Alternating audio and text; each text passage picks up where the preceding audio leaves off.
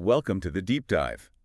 Today, we're going to be diving into the future of hiring, or as the experts call it, Yeah. staffing for the 21st century. Right. You know how, the way we work is constantly evolving? Yeah, Well, absolutely. turns out the way we find and hire people needs a serious upgrade, too. For sure. We've got a fascinating article here. Okay.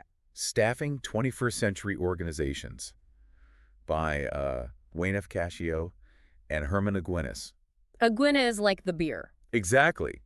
From 2008. Right. But their insights are even more relevant today. I think so. Here's the thing. Okay. We're used to thinking smarter people equal better workers. Yeah. But what if I told you that's only part of this story? Oh, it's definitely just a piece of the puzzle. Okay, let's unpack this. Yeah. So first up, how are 21st century organizations different? I mean, it's not just fancier coffee machines, right? Definitely not. Think global teams. Right. Lightning fast innovation cycles, technology driving everything. Less hierarchy, more collaboration. Companies are launching products and services faster than ever before. Right. Remember when cell phones used to get a new model every year or two? Yeah. Now it's every few months. That's insane. I can barely keep up with my phone's software updates, let alone entirely new models. Yeah. So how do you even find the right people in this whirlwind? That's where the concept of tacit knowledge comes in. Okay. Cascio and Aguinis argue that there's a growing demand for workers who possess this kind of knowledge. Think of it as the stuff you can't just learn from a textbook. Complex problem solving, judgment calls, creativity, the ability to navigate tricky situations in collaborative settings. Yeah. Those are the skills that are becoming absolutely crucial across industries. That makes sense. Yeah. You can't program a robot to handle a PR crisis Right. or lead a brainstorming session. Yeah. At least not yet. Not yet. So if these tacit knowledge workers are the future, what's wrong with the way we've been hiring all along?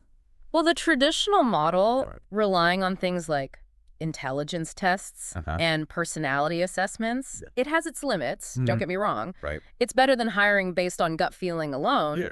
But when you're trying to predict someone's performance in a fast-paced, global, tech-driven environment, those traditional methods just don't paint the whole picture. It's like using a black and white photo to judge someone's fashion sense. Right. You're missing a ton of crucial information. Exactly. So if those methods aren't cutting it anymore, what are we supposed to do? Cascio and Aguinis propose a fascinating alternative, focusing on in situ performance. In situ. Sounds fancy. It is a little jargony. Break that down for us. Essentially, it means observing how someone actually performs in a realistic setting, in the natural habitat of the work itself.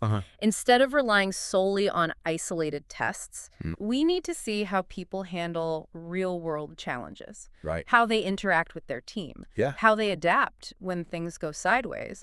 It's about getting a much more holistic and dynamic view of their abilities. It's like the difference between watching someone play a sport on TV versus seeing them in a real game. Exactly. You get a much better sense of their skills, their strategy, and how they perform under pressure. Exactly. And this is where it gets really interesting. Because Cascio and Aguinis suggest some very specific ways to assess this in situ performance, even before someone is hired. For example, they talk about internships, contingent work arrangements, and even the potential of virtual reality. Hold on. Internships, I get. Yeah. VR, I kind of get. Yeah. But contingent work arrangements, that's like gig work, right? Yeah, it can be. How does that fit into hiring? It's all about creating opportunities to see people in action. To observe that in situ performance. Got it. Think of it this way. Companies like UPS have actually used contingent work as a sort of try before you buy period. Oh, interesting. They bring people in on a temporary basis, see how they perform in real-world scenarios, and then identify the top performers to offer full-time positions. So it's like a real-life audition for the job. Exactly. So instead of relying solely on resumes and interviews, they're getting a first-hand look at how someone handles the actual work. Yeah. That makes a lot of sense. Yep. What about internships?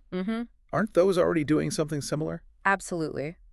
Cascio and Aguinis emphasize the value of internships as extended in situ assessments. They give companies a chance to observe a potential employee's work habits, problem-solving skills, and how they fit into the company culture. And for the interns themselves, it's a fantastic opportunity to test drive the job and see if it's a good match for their skills and aspirations. So it's like a win-win for both sides. For sure. You get real-world experience. And the company gets a preview of your potential. Exactly. Okay, let's talk about the VR thing. All right. I have to admit, this one sounds a bit futuristic to me. Yeah. Can you really assess someone's work performance using virtual reality? Back in 2008, it was definitely more cutting edge. Right. But now with the advancements in VR technology, it's becoming a more viable option for certain fields. Imagine a surgeon practicing a complex procedure in a virtual operating room. Or a pilot navigating a simulated emergency landing. Got it. VR can create these incredibly realistic scenarios where you can assess someone's decision-making, problem-solving skills, and even their ability to stay calm under pressure. All in a safe and controlled environment. That's incredible. Yeah. It's like having a time machine for talent acquisition. It really is. You can fast forward and see how someone might perform in a high-stakes situation. Without any real-world consequences. Right. But isn't VR still pretty expensive? And could it potentially create new biases in hiring? Those are excellent questions, and definitely things to consider. Cascio and Aguinis acknowledge that implementing these new in-situ assessments will require careful planning, investment, and ongoing evaluation. But the potential benefits are significant. By moving beyond the traditional model, companies can make more informed hiring decisions, reduce turnover, and ultimately build more effective and adaptable teams. So it's not just about finding the smartest person anymore. It's about finding the person who's the best fit for the specific demands of the role in the organization. Exactly. But how does this all apply to, the average person listening right now? Let's say they're not a surgeon or a pilot. How can they showcase their in-situ performance? That's where it becomes really empowering for individual job seekers. If you understand that companies are increasingly looking for evidence of real-world skills and adaptability, you can start creating opportunities to demonstrate those qualities.